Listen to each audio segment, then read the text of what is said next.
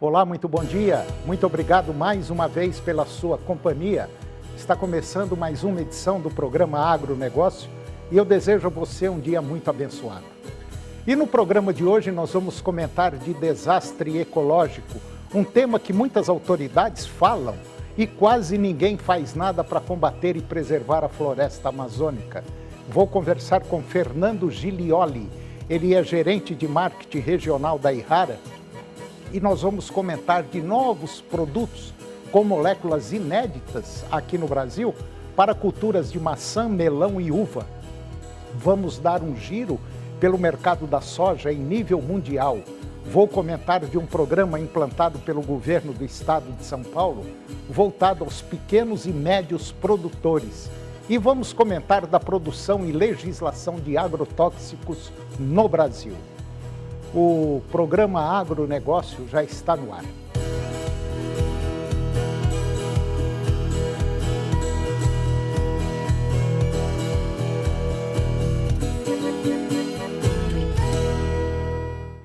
Eu começo o programa de hoje falando sobre desastre ecológico, um tema que muitas autoridades falam e falam muito, e quase ninguém faz nada para combater e preservar a floresta.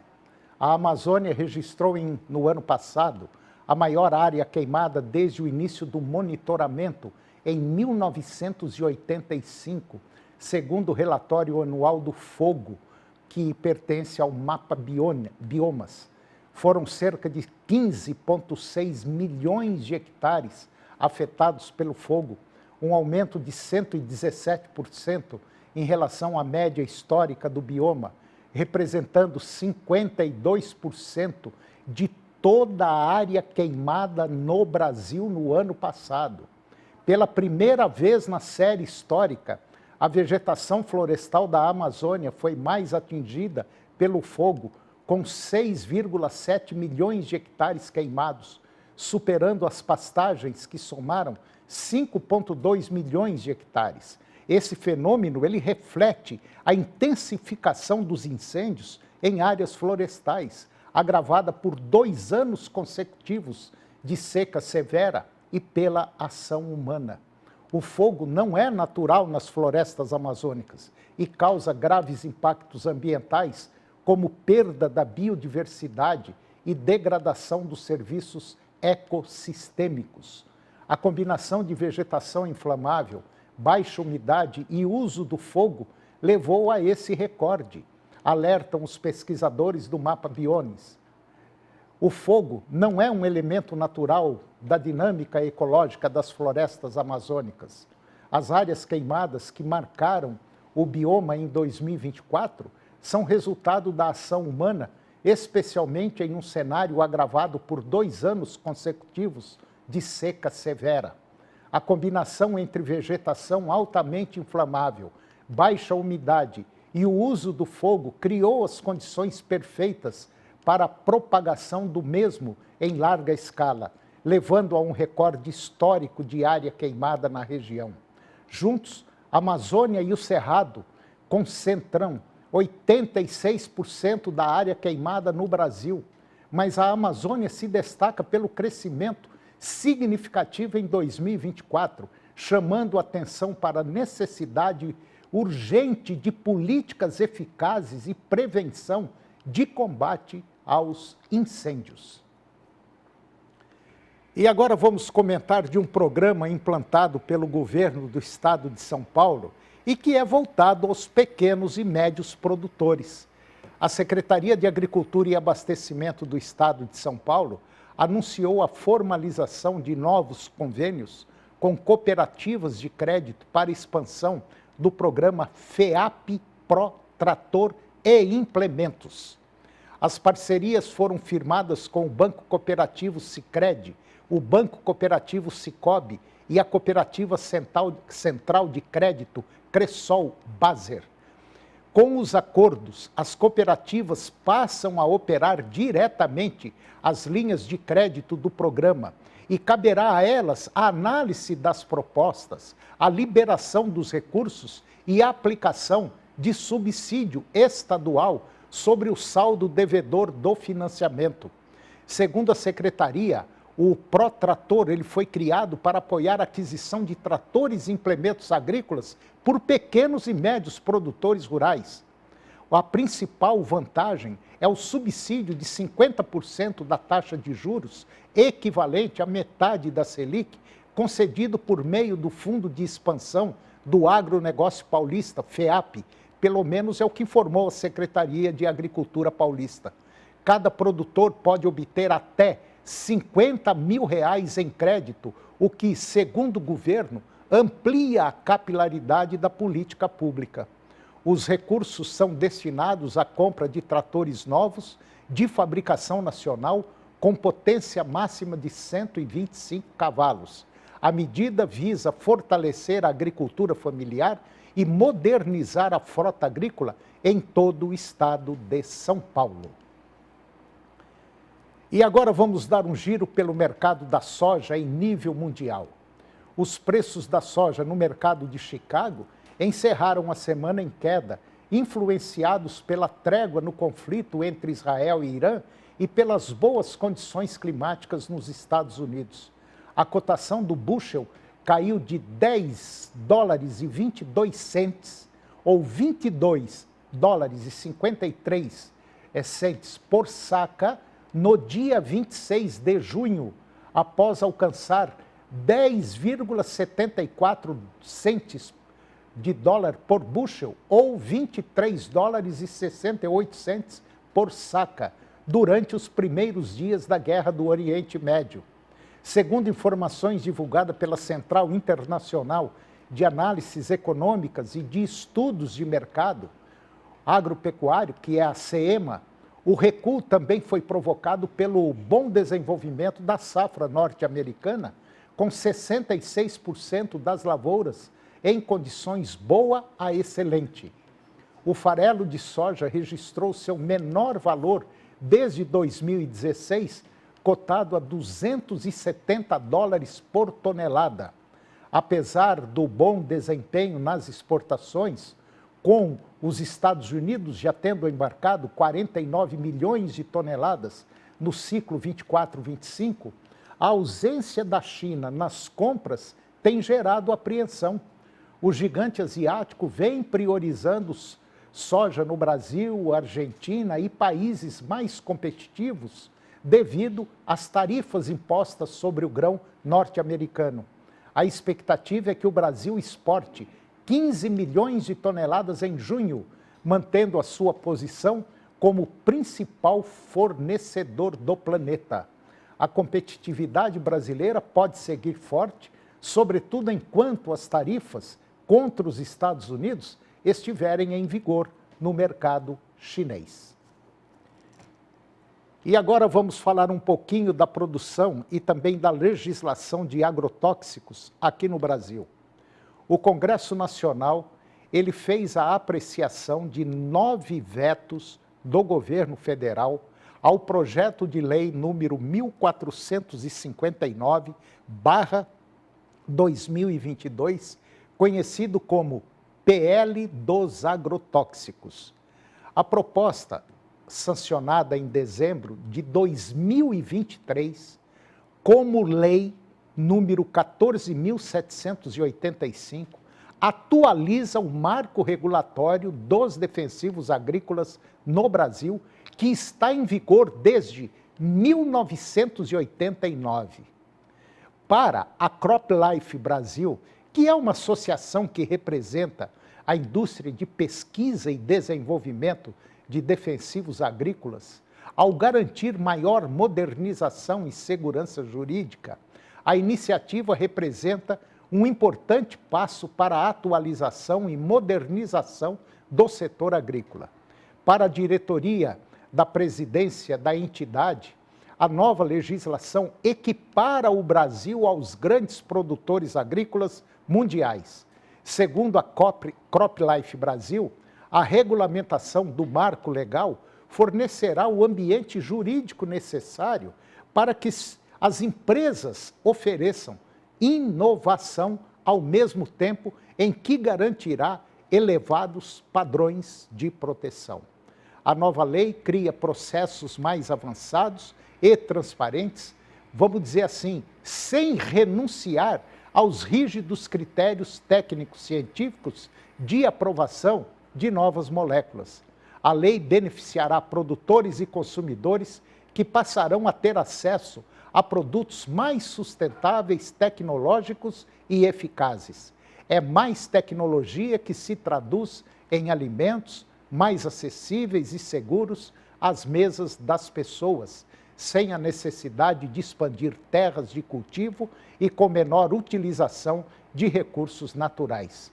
A partir de agora, o governo poderá recolher a contribuição de produtos técnicos e equivalentes, novos produtos formulados, produtos genéricos, agrotóxicos, produtos de controle ambiental, registro especial temporário, produto atípico ou idêntico e produto para agricultura orgânica.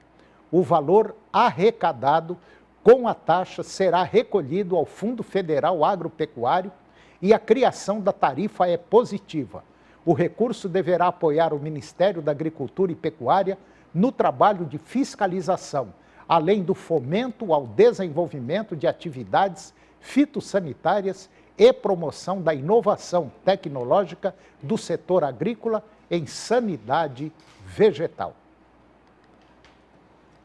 E vamos comentar agora da multinacional Nestlé, que vai investir pesado aqui no Brasil. A Nestlé, ela anunciou uma expansão significativa no Brasil, investindo 1 bilhão e 300 milhões de dólares, cerca de 7 bilhões de reais até 2028. E esta decisão, ela sinaliza a forte confiança da empresa no mercado brasileiro, alinhando-se à sua estratégia de crescimento mundial. E o investimento, ele vai se concentrar na expansão da capacidade de produção, modernização tecnológica e promoção de pesquisa e desenvolvimento para criar produtos adaptados às preferências do consumidor brasileiro. A empresa visa aprimorar a sua cadeia de suprimentos no Brasil com melhorias e logística e iniciativas de sustentabilidade. O potencial do Brasil como um mercado estratégico para a Nestlé, ele é reforçado por sua grande economia vasta, base de consumidores e rico suprimento de matérias-primas agrícolas. Espera-se que o investimento crie novos empregos, estimule as cadeias de suprimentos locais e avance as capacidades tecnológicas, auxiliando no dinamismo econômico e nos esforços de sustentabilidade. O compromisso da Nestlé reflete a sua estratégia mais ampla para a América Latina, alavancando o crescimento demográfico da região e a crescente demanda por alimentos e bebidas. O investimento também reafirma o apelo do Brasil como um destino importante para investimentos de longo prazo, provavelmente incentivando outras multinacionais a explorar oportunidades semelhantes. E agora você vai ver que a relação de meio ambiente, mais especificamente de remoção de carbono da atmosfera, o mercado de compensação de carbono, considerado um dos pilares da transição climática mundial, ainda enfrenta desafios relacionados à credibilidade. O aumento na demanda por soluções para neutralizar as emissões de gases de efeito estufa tem exposto a existência de práticas que não garantem, na prática, a remoção de carbono da atmosfera. Um dos problemas mais comuns, segundo especialistas, é a comercialização de crédito de carbono, fantasmas ou inexistentes. Esses créditos não correspondem a reduções efetivas de emissões. Em muitos casos, os projetos que gerariam esses créditos não foram implementados, foram superdimensionados após ou já não estão mais ativos. Entre os exemplos mais citados estão as áreas de reflorestamento, o que nunca saíram do papel, ou que acabaram desmatadas posteriormente, o que anula os benefícios ambientais alegados. Outra preocupação é a dupla contagem de créditos. Essa prática ocorre quando a mesma tonelada de carbono reduzida ela é contabilizada por dois agentes, como um país e uma empresa. E essa distorção ela vai contra as regras do Acordo de Paris, que prevê um sistema transparente de contabilidade de emissões, juntamente para evitar a repetição de registros de impacto.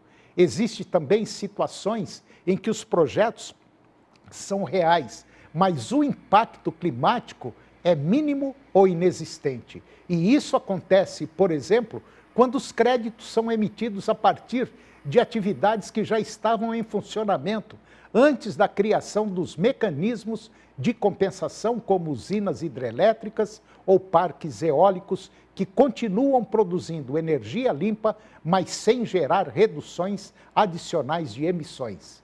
A falta de um sistema internacional padronizado e obrigatório de verificação e rastreabilidade agrava o cenário, apesar da atuação de certificadoras reconhecidas. Muitos créditos vendidos no mercado voluntário não passam por auditorias rigorosas. E depois do intervalo eu vou conversar com Fernando Giglioli.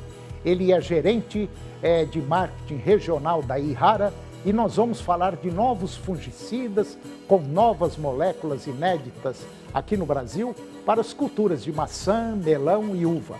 Nós voltamos já, é um minuto só.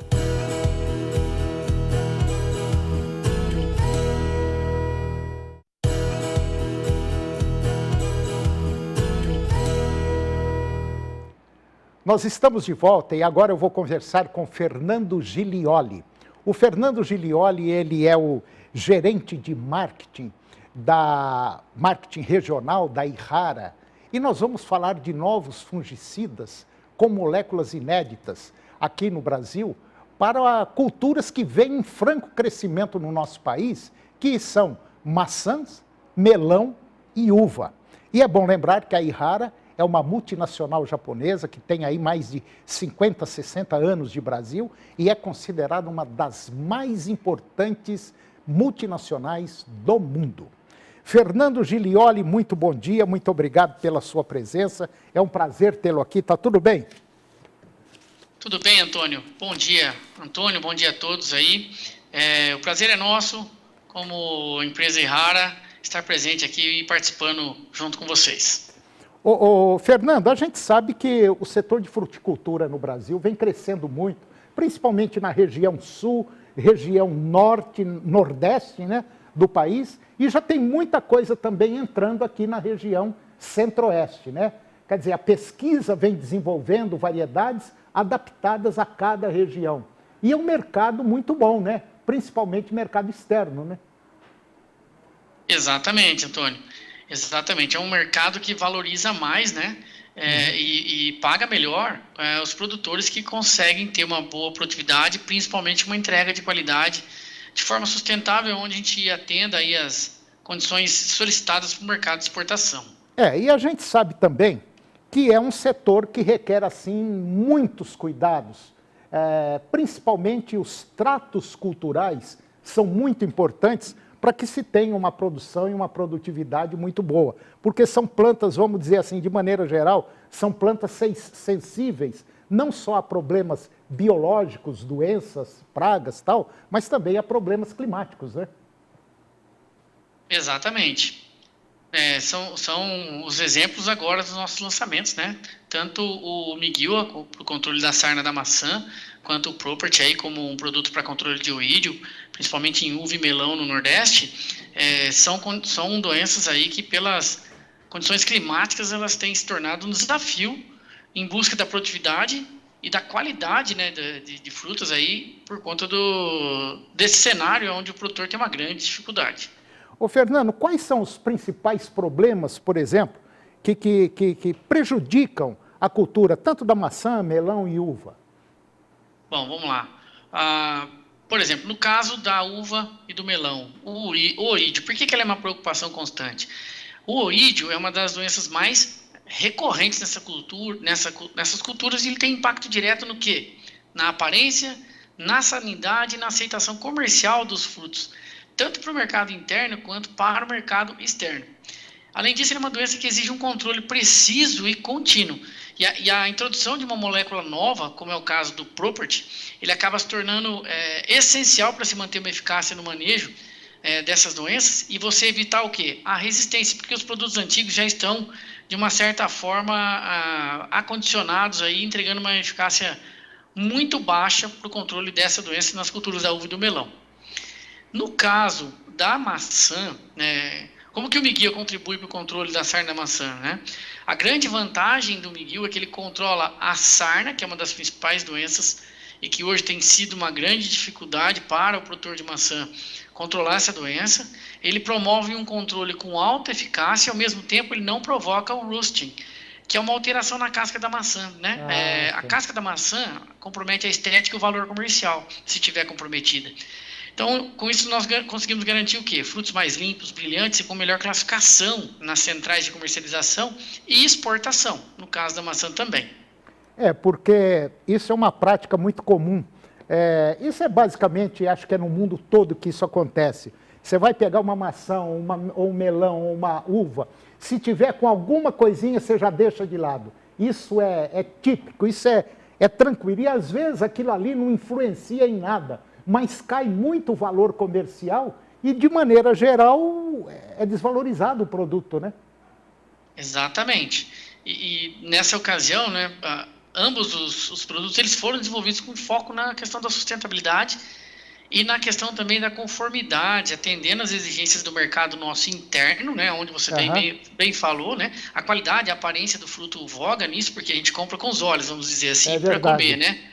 E para exportação, a gente já atende de forma sustentável a questão das conformidades necessárias para atender os LMRs, os limites máximos de resíduos exigidos por mercados rigorosos como Europa, Estados Unidos e Japão, que permite que o produtor brasileiro tenha o quê? Segurança no uso, com baixa carga de resíduos e sem comprometer as oportunidades de exportação. Hoje, esses produtos que a Ihara tem no mercado para maçã, melão e uva, nós poderíamos dizer que é basicamente uma exclusividade da Ihara isso aí hoje? Uma exclusividade no mercado? De momento, sim, tanto da Ihara quanto de mercado, por se tratarem de duas tecnologias que têm modos de ação diferentes de tudo que já existe no mercado até hoje, tanto para o controle da doença do orídio nas culturas da uva e do melão, quanto para o controle da sarna na maçã. Justamente esse é o ponto, né? Você tem tecnologias que vão agregar na rentabilidade e competitividade para os produtores brasileiros que até então eles não tinham essa disponibilidade no mercado, né? Então, a ideia da Ihara é justamente isso, aliar a produtividade e sustentabilidade na fruticultura com essas duas exclusividades que nós estamos trazendo no mercado.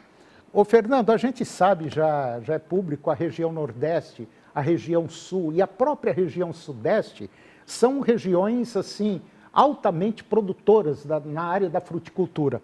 E a região Centro-Oeste, como é que ela está? Vai, não vai?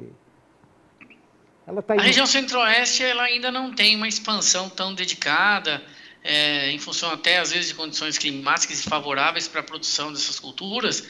Existe uma expansão ainda de uma forma muito sensível, né? Ainda assim se concentrando muito no Nordeste e no Sul, a questão de produtividade e produção dessas culturas, né? Ainda é bem pouco trabalhado a ampliação dessas culturas para essa região. Porque, de maneira geral, elas são voltadas a essas produções assim, mais para pequenos produtores, né? Pequenos e médios produtores. E aqui a região, provavelmente a região Centro-Oeste, é uma região onde soja, milho e a pecuária entrou para valer e são grandes áreas extensivas, né? Mas eu acredito que com a quantidade de pessoas, de pequenos e médios produtores que nós temos aqui na região Centro-Oeste, principalmente Goiás, provavelmente eu acredito que já exista aí um processo de penetração aí da fruticultura aqui na nossa região. E já tem alguma coisa aí, melancia, maracujá já vindo por aí, uva já tem um pouquinho também. Mas é uma questão de tempo para que as coisas aconteçam. Bom, Com certeza. eu conversei com Fernando Gilioli, ele é gerente de marketing regional da Yara, e nós falamos de novas moléculas para as culturas de maçã, melão e uva, que a Yara tem com exclusividade para que você tenha aí resultados positivos com essas culturas. Fernando Gilioli, foi um prazer tê-lo aqui. O nosso programa está à disposição da Yara para quando precisar. Esses temas são excelentes para a gente levar para o nosso público. Um grande abraço, muito obrigado e até a próxima. Até a próxima, Antônio. Nós da Yara que agradecemos a oportunidade de estar com vocês aqui e contribuir com as informações. Valeu, meu irmão. Obrigado. E o programa de hoje chegou ao fim. E eu termino o nosso programa com a seguinte frase: uma meta sem um plano para chegar lá, nada mais é do que um simples desejo. Muito obrigado pela sua companhia, que Deus nos abençoe e até o próximo programa.